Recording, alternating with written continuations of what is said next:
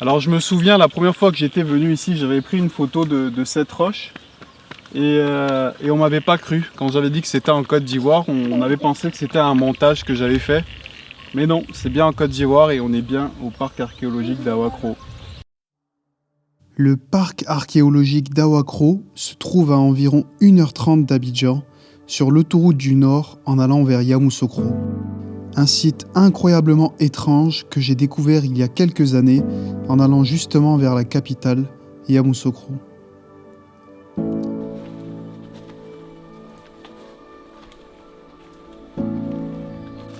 Après le petit arrêt autour de la carrière de granit abandonnée, notre guide Raymond nous attendait pour la visite.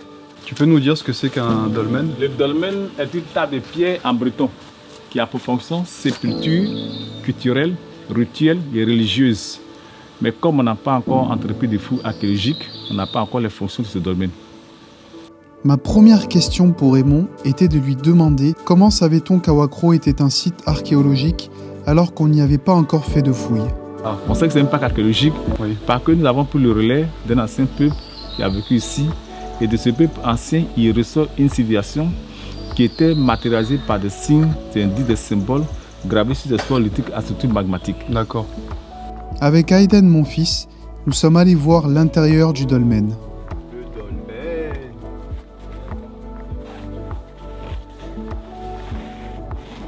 Ce qui est encore remarquable, nous avons l'air qui est pur sans aucune position, par la présence de lichen.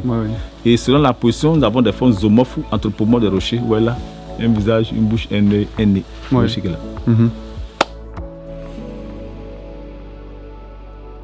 Le site d'Awakro nous réserve encore donc plein d'autres surprises à découvrir.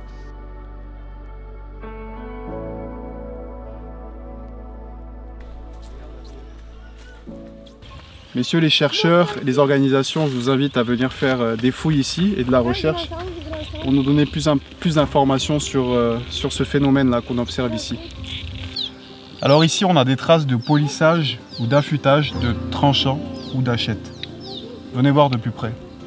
En espérant que tôt ou tard, on puisse y faire de véritables recherches archéologiques. Il ressemble à un cachalot, une baleine, un phoque, une main tendue. Mais le point d'attraction, d'équilibre et de maintien est seulement ce petit point là-bas au milieu, appelé galet ou sabot, qui tient toute cette masse de rocher, estimée au moins à plus de 3000 tonnes. Est-ce donc par son de gravité que ce rocher est resté suspendu?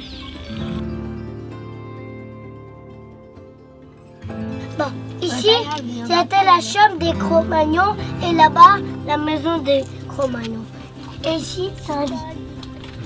Aiden avait quelque part raison en prenant pour référence les Cro-Magnons, les hommes préhistoriques. Visite très enrichissante pour lui d'ailleurs et amusante, vu qu'il n'a pas tardé à se faire des copains. Croyez-moi, vous serez impressionné par toutes ces formes de roches que vous découvrirez.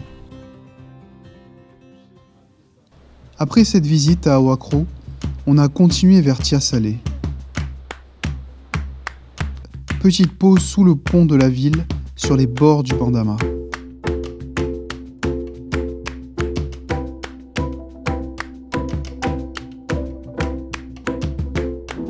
On a décidé de mettre la Côte d'Ivoire sur les États-Unis. Mais la Côte d'Ivoire est mieux, envoyer ça à les abonnés de papa. Comme quoi, parfois, on peut être dépaysé juste tout près de chez nous. On est posé, il est 16h, il fait beau, on est en pleine nature, on est seul et vous savez quoi? On est en pleine commune de Tiasalé.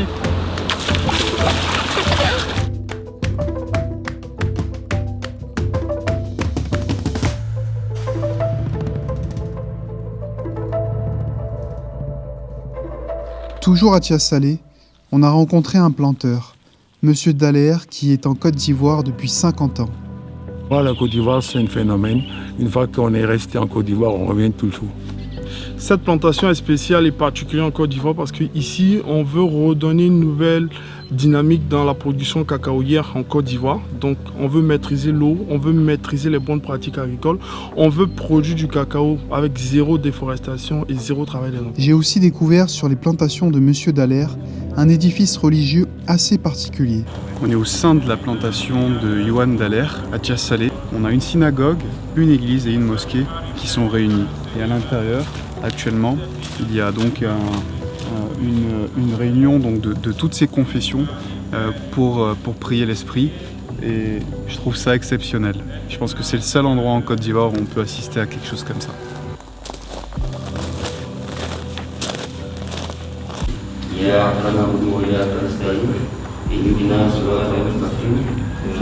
Voici encore une preuve que le peuple ivoirien est tolérant, accueillant et hospitalier. L'homme passe avant tout. Je trouve ça incroyable parce que à la base, je voulais pas le mettre dans la vidéo, mais je me suis dit mais non, mais c'est un message qui est fort. Montrer que dans un endroit comme ça en Côte d'Ivoire, on accepte toutes les confessions et tout le monde peut venir prier. C'est un bon message et je pense que c'est un message universel. Autre planteur que nous avons rencontré, Jean-Eudes, qui est spécialisé dans la culture du poivre.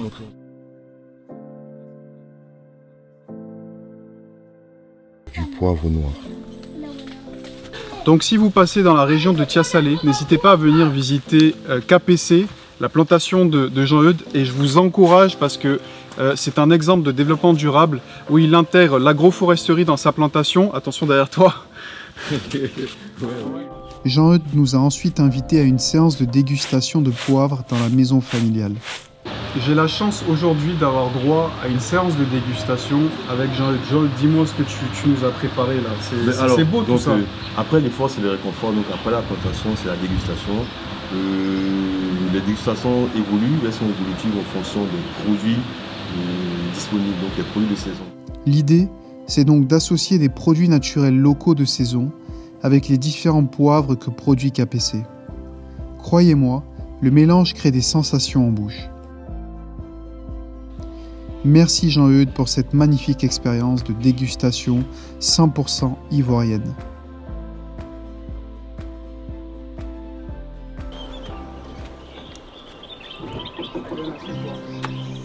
Pour finir, les hippopotames de Tias Salé qu'on peut observer souvent dans les environs du village de Taboitien. On vient de s'arrêter sur une petite île de rochers en plein milieu du Bandama. On est peut-être à 200-300 mètres des hippopotames, un peu plus. Et on va envoyer le drone pour aller faire des scènes parce qu'on ne peut pas se rapprocher. Et voici les images. Je profite de ces images pour vous dire qu'il est impératif que nous protégeons la faune et la flore de Côte d'Ivoire. Ce sont nos richesses.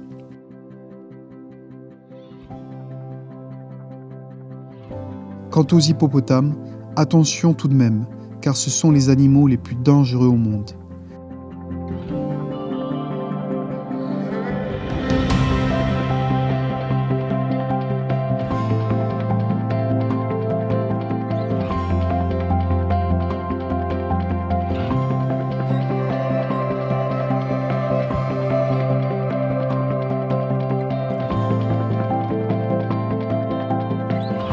À bientôt pour une nouvelle destination en Côte d'Ivoire.